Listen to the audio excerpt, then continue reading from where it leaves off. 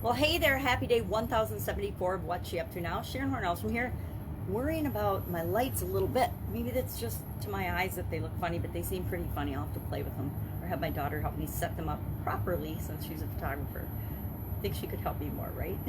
Anyway, today change makes me get choked up. I've actually coughed through a couple of my videos, and I'm like, what the heck? Every time I'll get right in the middle, and when you get that little tickle in your throat, you have to cough. There's no way about it, or you'll have tears running down your cheeks.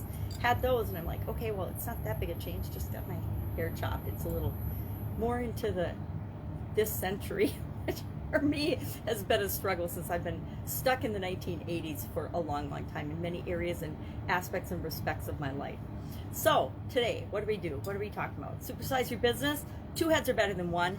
Doing about 100 days of Proverbs. I got to, and I think I talked about this a few days ago.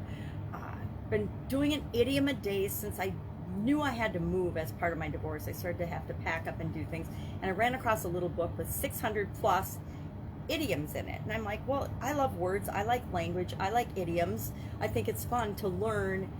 When I was younger, I used to do like a word of the day, and then it was, a word of the week, and then I forgot about words and just, ran through my life for a couple of decades and discovered I'm really interested in what things mean and where they came from.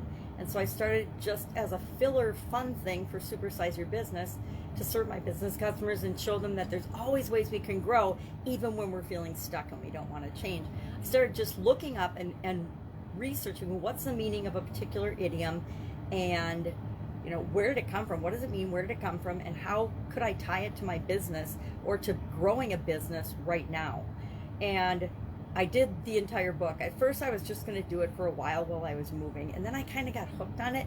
And then I set myself a challenge to do the whole book, because some idioms and some sayings are extremely difficult to tie to a business meaning or to make them mean something for business. So once I got through the book, there were lots of them. There were 640 or 50. Even though it said over 600, there were a lot.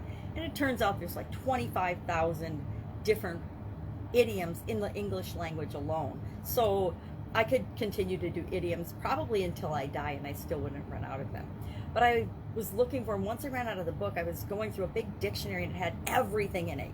Every word, every thing. And I got like to the A's, and I'm like, all right, I don't know which ones of these I've done and I haven't done. So this isn't really working for me. So then for some reason, I was looking up after the holidays Proverbs, and I'm what are the top 10 proverbs, then the top 50, then the top 100.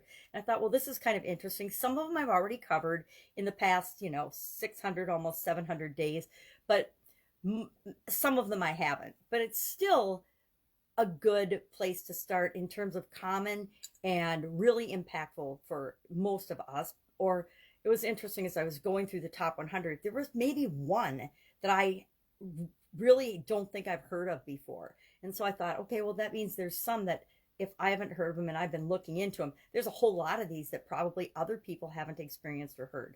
So today's was two heads are better than one.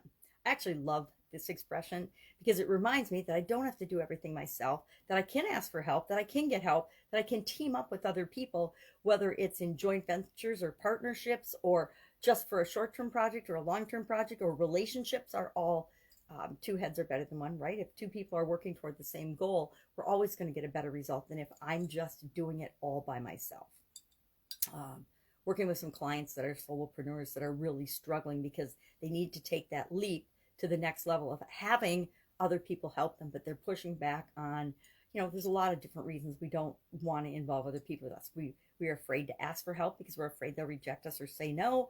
We don't want to bother people. We don't think we're good enough or that we deserve to get help, or because we think that we're perfect and we can do it better ourselves. And why would we take the time and energy to teach other people how to do it? All kinds of false beliefs, of course, that we don't know our beliefs. They're just our beliefs or the way we were raised or the experiences that we've had that lead us to believe we have to do things all by ourselves.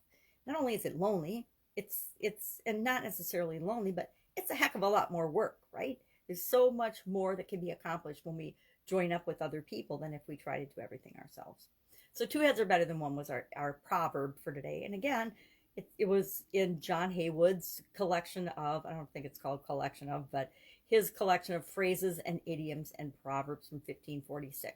Well, of course, appeared in scripture, ECC 4:9, as well as in the Iliad, Homer's The Iliad. I think it was book 10. So it's been around for centuries and centuries and centuries, right? Since, 8th or 7th century BC is when Homer wrote the Iliad. So it's been around and in use. Of course, it wasn't in English, but in English since 1546 and beyond, but it appeared in other languages prior to that.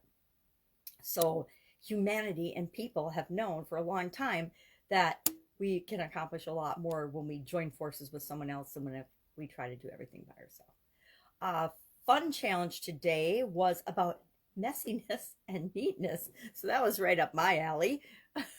And then our centering challenge, all about you, the challenge for 2021. And I'm going to admit, it's only 6 days into it, but it is one I am personally a little uncomfortable with and struggling with just a little bit. Why? Because it's a lot of things that have to do with our center, with our core, with the things that are really important to us. And so as I'm going through the things, now today's was an easy one. It was about the things that don't necessarily contribute to the universe, like art and things like that, and friendship, but they are necessary for our survival. So people might say, well, I don't have to have friends. I can do it all myself. I don't need two heads are better than one.